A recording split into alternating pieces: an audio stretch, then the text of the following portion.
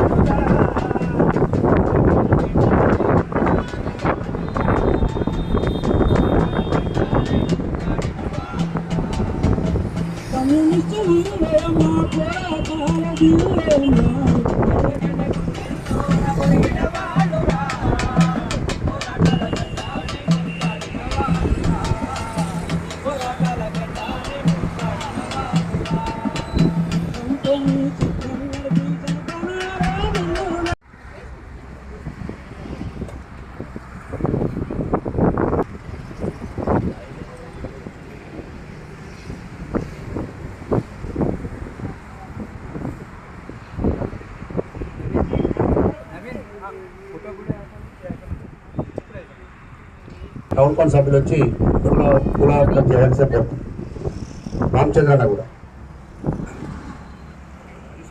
జోహార్ Batpalli సీనన్నకు, Batpalli scene ఆశయాలను సాధిద్దాం, బట్పల్లి సీనన్న ఆశయాలను. జిందాబాద్ జిందాబాద్ జిందాబాద్ జిందాబాద్.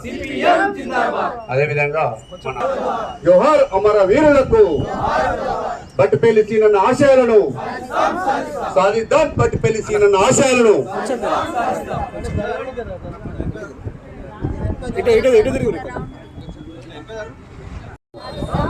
సాధిద్దాం బట్పల్లి సీన ఆశయాలను. జోహార్ అమర వీరులకు, జోహార్ అమర వీరు. అదేవిధంగా ఫోటో కాడికి పూలదండ ఇవ్వాల్సి.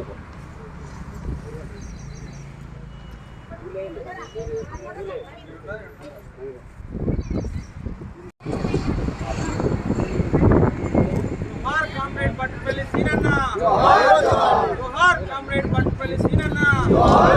సాధిస్తాం సీనన్న ఆశయాలను, సాధిస్తాం సీనన్న ఆశయాలను. వర్ధిల్లాలి ఎర్ర జెండా, వర్ధిల్లాలి ఎర్ర జెండా. ఈ సమావేశాన్ని మనం నిర్వహిస్తాను. ఈ వర్ధంతి దాదాపు సుమారు 14 సంవత్సరాలు చనిపోయినాడు కాబట్టి. ఎందుకంటే అలాంటి వ్యక్తులు ప్రజల గురించి ఎప్పుడు నిత్యం పోరాటం చేసి ప్రజల మధ్యలో ఉంటూ ప్రజల మధ్యలోనే ఎప్పటికీ ఉంటారని చెప్పి గుర్తు చేస్తూ ఉదాహరణకు మనం బట్మెంట్ చేసుకుంటా ఉన్నాం.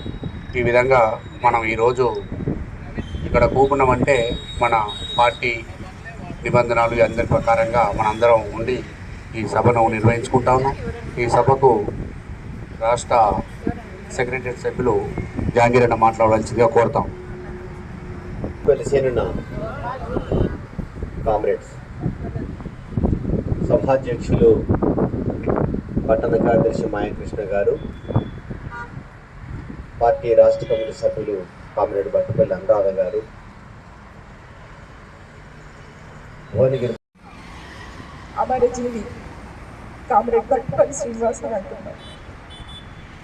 ఎందుకంటే తను లేకున్నా, తను చనిపోయి 14 సంవత్సరాలు అవుతున్నా ఇంకా జనం గుండెల్లో సీనన్న అనే నినాదం వినబడుతుంది.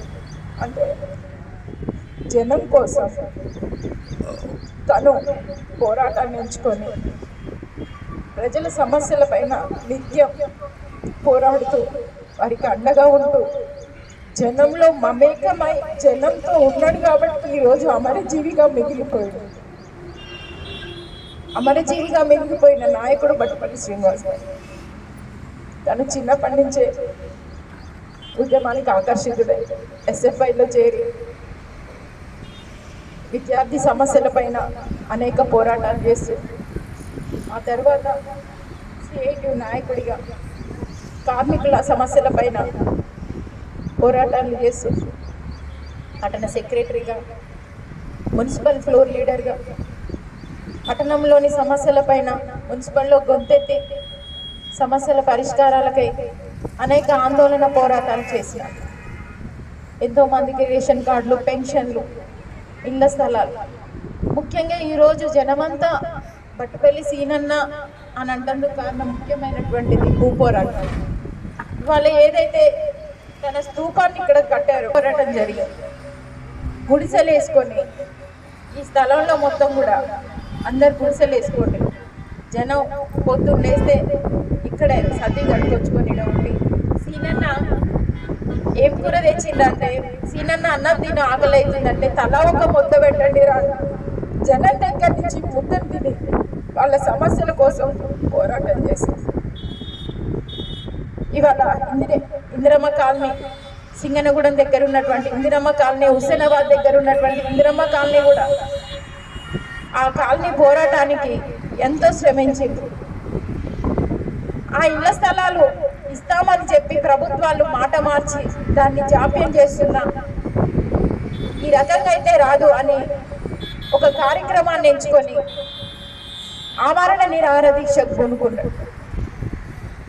తన ఆరోగ్యం ఇబ్బంది అవుతుందని తెలిసినా కూడా ఇళ్ల స్థలాలు ముఖ్యం, ప్రజలు ముఖ్యం, ప్రజలకు ఏదైతే హామీ ఇచ్చినవో పార్టీగా ఆ హామీని నెరవేర్చాలనే లక్ష్యంతోనే ఆమరణ నిరాహార దీక్ష తీస్తే అప్పుడున్నటువంటి ఎమ్మెల్యే ఉమామాధవరెడ్డి గారు, ఆర్డీఓ గారు వచ్చి ఖచ్చితంగా మేము ఆ ఇండ్లను మంజూరు చేస్తామని హామీ ఇవ్వడంతో తను విరమించుకోవడం అనేది జరిగింది.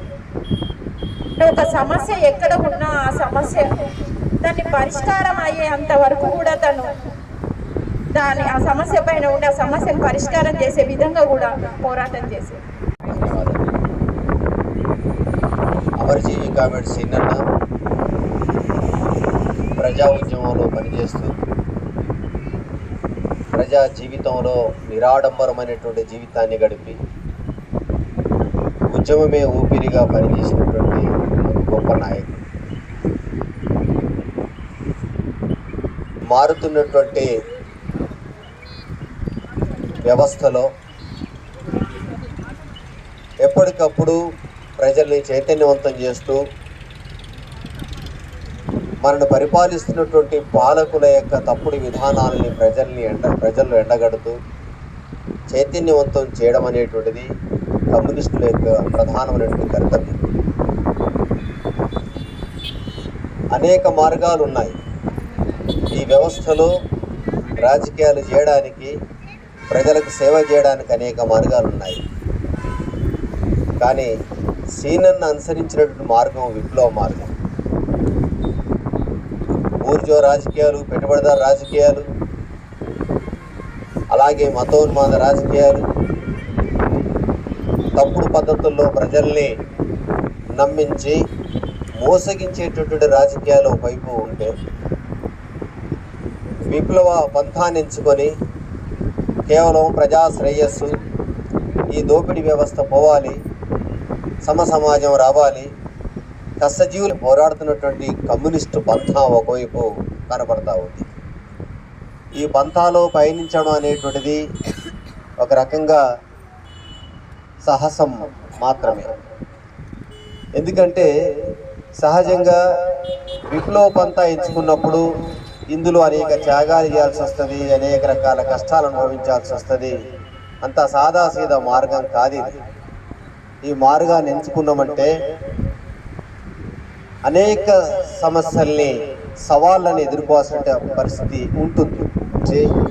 అనేక ఇబ్బందులను అధిగమించి ఈనాడు భువనగిరి పట్టణంలో అందరూ గుర్తుంచుకునే విధంగా ఒక నాయకుడిగా ఉన్నారు. దాని వెనకాల వారి యొక్క కష్టం, వారి యొక్క త్యాగాలు మనం మరవలేనివి. అందుకే ఒక నాయకుడు తయారు కావాలంటే ఎన్నో రాత్రులు, నిద్రలేని రాత్రులు గడుపుతారు, అనేక సార్లు పూట మార్చుకుంటారు, అనేక సందర్భాల్లో అవమానపడతారు, అనేక ఆటుపోట్లు ఎదుర్కొంటారు, కష్టాలు అనుభవిస్తారు. అలాంటి వాళ్ళే మహానాయకులుగా తయారవుతారు. అనేక సౌకర్యాలు అనుభవించినటువంటి వాళ్ళు నాయకులుగా చలామైన అయినా కూడా మేక మేడలాగా కూలిపోతారు తప్ప ప్రజల్లో ఉండరు, ప్రజా జీవితాల్లో ఉండరు. ఈ ప్రజా జీవితాల్లో ఉండాలంటే కొన్ని త్యాగాలు అవసరం.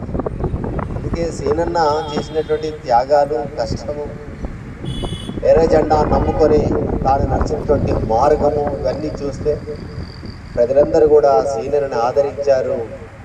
ప్రజలందరూ కూడా తమ నోట్లో సీనన్నని ఎప్పుడు కూడా పలకరిస్తూ ఉన్నారనంటే దానికి కారణం దాని వెనకాల ఉన్నటువంటి శ్రమ, దాని వెనకాల ఉన్నటువంటి సైద్ధాంతిక నిబద్ధత.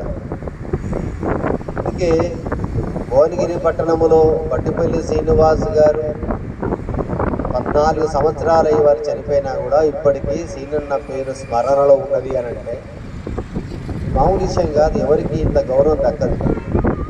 చాలామంది చనిపోయిన తర్వాత ఏడాది కాగానే 2 ఏళ్ళు కాగానే మర్చిపోతున్న సందర్భాలు.